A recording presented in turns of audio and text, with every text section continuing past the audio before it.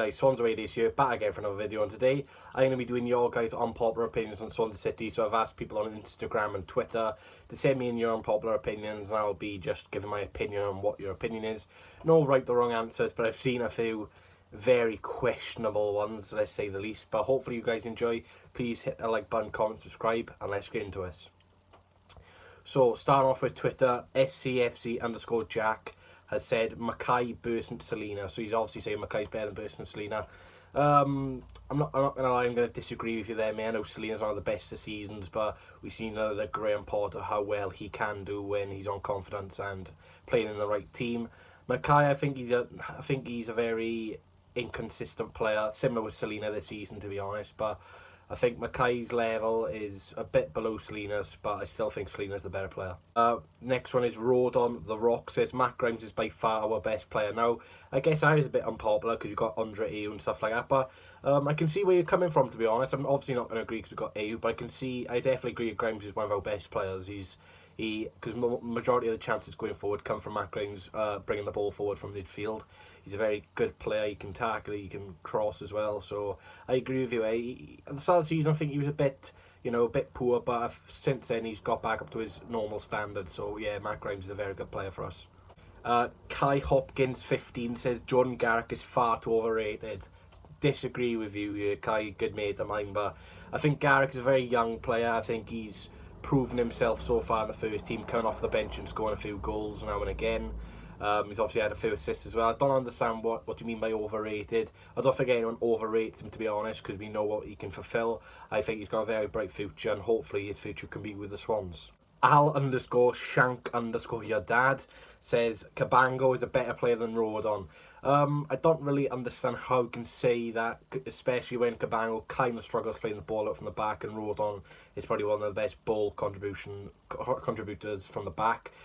His distribution is really good, Joe Rodon. Cabango's been a good player for us since he's come in. I think he started coming in since the Huddersfield away game in November when Van der Hoorn got injured. But Cabango, he's a good defender, but I think he's got to improve his ball contribution at the back, because it is sometimes where he's got a lot of time on the ball and he rushes the pass and gives it away sloppily. But like I say, Cabango's only 19, but I disagree with you there. At LT_1407 says Declan John is a must keep, deserves another chance. I agree with you there, mate. I'm not sure if that's, well, I guess I was quite unpopular because a lot of people don't really rate Declan John. I'm not on the Declan John bandwagon, or I hate Declan John. I just think he's a decent championship backup player. You know, you don't get many backup players who moan. Declan John's one of these, he doesn't really moan about his game time. When he does come in, he can sometimes do a job, sometimes not, similar with Barry Mackay. He's definitely more of an attacking left back and a defensive left back, I can say that now. But yeah, I'd keep him definitely for a backup, considering the amount of money we could have in the summer, which will be very limited, and our loans, which will probably go for the attacking options instead of defensive. Then John will definitely be a must keep, so I agree with your opinion there. At Milo Michu says Rodon is a good player, but massively overhyped. Definitely shouldn't be linked to Man United, Man City, etc. I disagree with you there, because he's obviously going to have a bright future, similar with Dan James. Maybe now's not the time to go to the likes of Man United or Man City, but in the future, he definitely will be linked with them anyway, even if he goes. I don't think he's overhyped at all. He's one of the best defenders in the Championship. He kept Mitrovic quiet for 91 minutes, who's a Serbian international player. He did well in other games. He's versed other big players in the Championship, such as like Patrick Bamford, players like that. So I don't think he's overhyped at all. I think he's a very good player. At Tyler_Calderick says Monk should never have been sacked, and that was the beginning of our downfall. Now this is a very controversial one. Obviously Gary Monk in the first couple of seasons at Swansea was doing well, but then he started getting rid of all the Spanish players and then started to change the Swansea way. So I kind of disagree with you there, because under Monk, the Swansea way started to go. I think Monk was the real reason why we started to struggle, really, because the philosophy, and we were just not playing to ourselves. But Monk did do a good job for the first couple of seasons, but I do believe it was the right time to get rid of Gary Monk. As you can see now with the clubs he's been at, Leeds, he's been at Birmingham, I think he's been at Middlesbrough as well. He hasn't lasted there long, and it's no real shock why. At SCFC__Finn says Connor Roberts isn't good, but fans want to say it because he's a Swansea boy, but if Bidwell, they would dig into him. I do think some Swansea fans don't really rate Connor Roberts. I don't think he gets as much criticism as Bidwell gets, and I do agree with that because he's a Swansea boy. Obviously, you always want to see your local players and your countrymen do well for your club. I think it is a bit unfair on Bidwell how he gets so much stick when Robertson's had a few bad performances, and not many people mention that. There are a few people who mention it, but there's a lot of accounts I see on Twitter who really big up Connor Roberts, and I can see why, because obviously he's a local player, but I just think they need to be a bit realistic and just be a bit fair on Jake Bidwell, because Bidwell has had a few shockers this season. I think even Jake can agree that himself, QPR especially, but then he's been in some solid performances. I remember Cardiff home, he was really solid, kept the right hand side of Cardiff quiet the majority of the game. Yeah, so I think I agree with you there, to be honest. At Corey H07 says Jay Fulton will walk into most championship teams starting 11. I'm gonna disagree with you there. I think he's a good playoff between mid-table player. I think that's his level. I don't think he'd get into a team such as Leeds or Nottingham Forest or Fulham, because he's obviously got the likes of Tom Kenny, Calvin Phillips, players like that. So I disagree with you there, but Jay Fulton's a very good established playoff to 11th player. At Jack Bastard with an X instead of the A says Hugh Jenkins was the best thing to happen to Swansea. I think he was with us for 17 years, so at the start he was doing very well, but then as soon as he started to sell us to the American investors, it all started going downhill. Obviously he left due to a fallout with the American investors, but I think over the spell, I think Jenkins was okay. He didn't ruin us, but he wasn't exceptional. He obviously did some good things for the club, obviously did some bad things, but hopefully people remember Hugh Jenkins for the good things. Some of the good things I remember is cancelling the Dan James deal at the last minute so he can get more money in the summer. Bringing in the likes of Brendan Rodgers, who was a great man, wasn't well known at the time. I think he was like on Chelsea's squad coach or something like that, and he brought him in. So he has had some good managerial things. But then the stuff with like Michael Laudrup, how he got sacked out of the blue, Bob Bradley, things like that. It's just really strange. So yeah. At SCFC UGB says Andre Ayew is very overhyped. Totally disagree with you, mate. I think he scored about 14 or 13 goals this season with like 5 or 6 assists. So how can you overhype someone with that amount of contributions to the team? And if we didn't have Andre Ayew in the team, we would not be fighting for the playoffs right now. That is a fact. Ayew's one of the best players in the championship, our best player by far. So I don't really see why I don't really understand how you can say he's overhyped when he just carries the team and he's a leader. That's all for the Twitter questions, so thank you everyone who has put in a Twitter question. Sorry if I didn't answer yours, but now let's go on to Instagram. Starting off with Instagram, E_Spencer123 says owners are doing well for the club. What have you been drinking, mate? They've not done well for the club.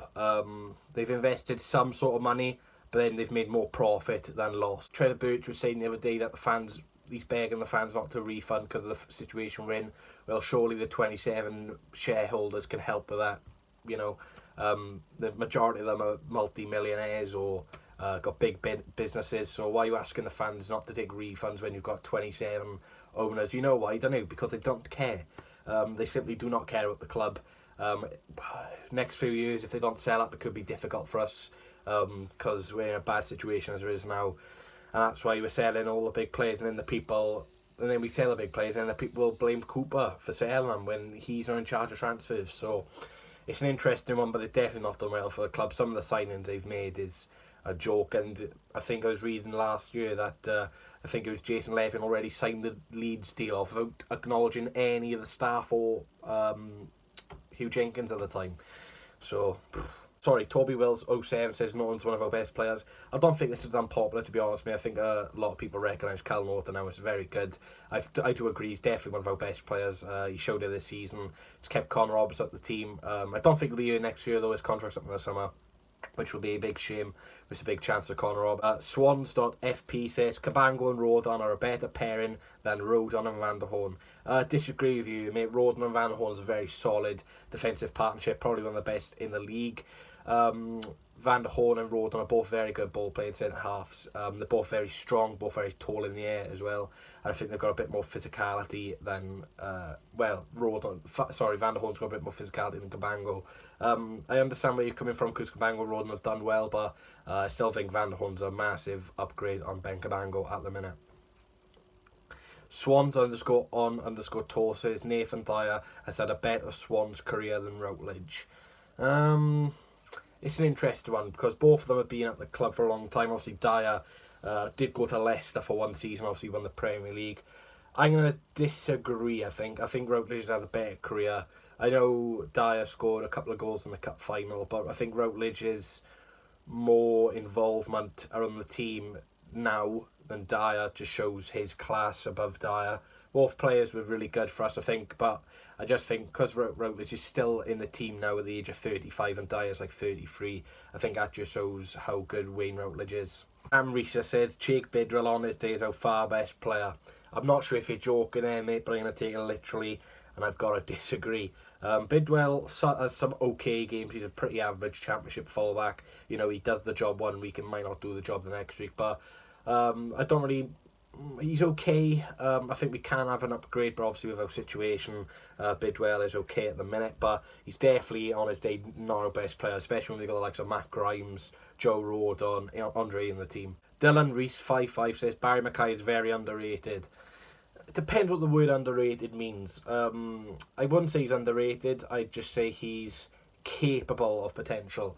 I think everyone knows that, to be honest, who watches the Swans.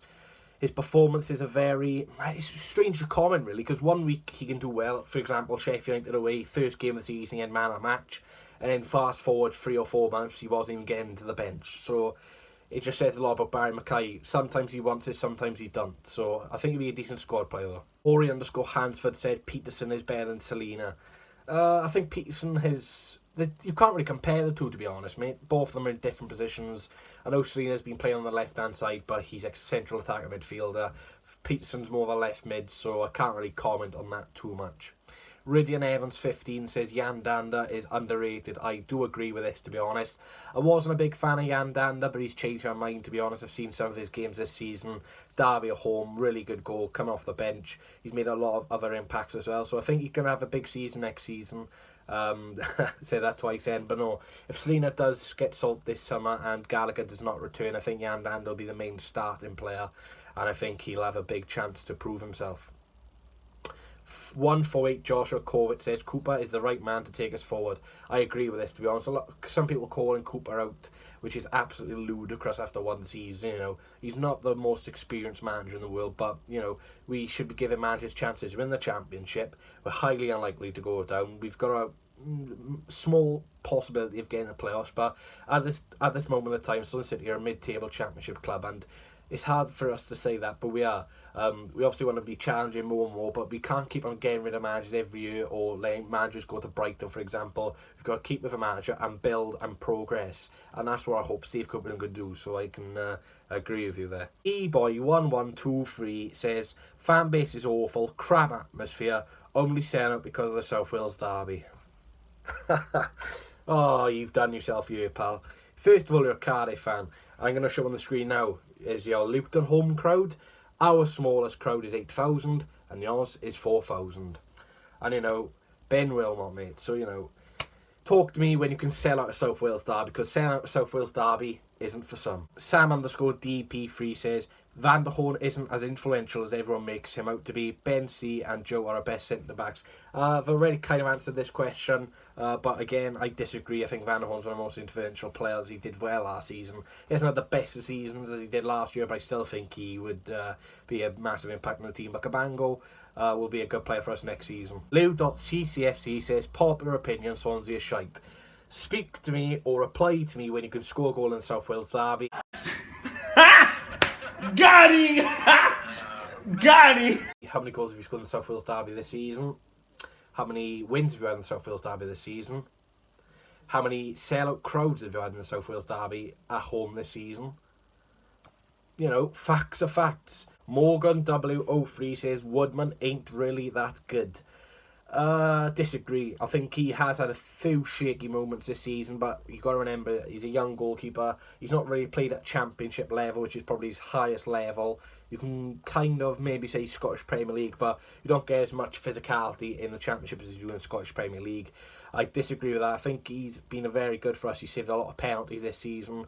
Would I take him permanently? It's up for debate. Hugh21 says, Paul Clement was never a good manager for us. It was the players that saved us. Kind of agree with that. I think Clement's more than a system manager than a thing. I think he found his philosophy with a 4-3-1-2, which I think was good from Clement.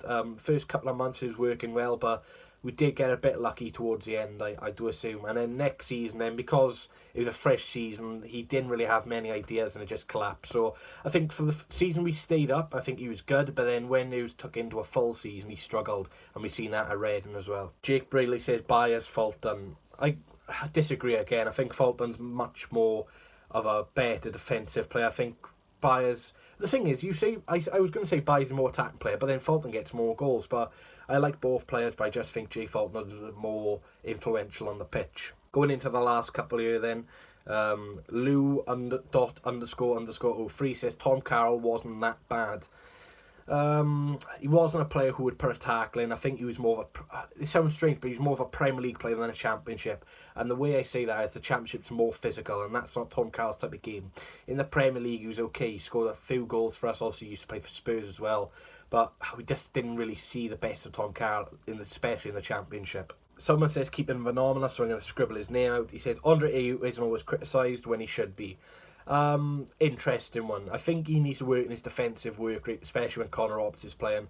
I know he always leaves our right back at OV1, which always leaves our right back exposed to attack. Calnott can deal with it though because he's got the experience, but Roberts is very... Well, I say Roberts is unexperienced. He's 24, so... but I can understand where you're coming from. Last one for today is from Lil_Zayan saying Michu was the best player we have ever had. Disagree. I'm going to have to disagree there, mate. Michu was a good player, but he only did it for one season. Sigurdsson was doing it throughout his...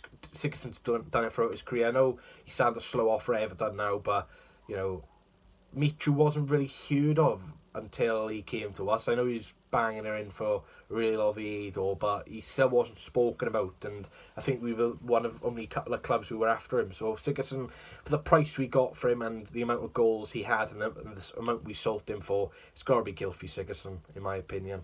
So big shout out to everyone who put a question in, really appreciate it, and I couldn't have done it without you for this video especially. Hopefully you enjoyed. Let me know your most controversial Swansea opinion. Whose opinion do you agree with and whose do you disagree with? Let's try and be nice to the comments apart from the 2 Cardiff comments, which still I'm a bit baffled by because I absolutely outdone them there, so they won't be responding to that.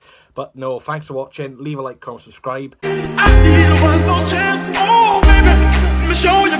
I need one more chance. Oh.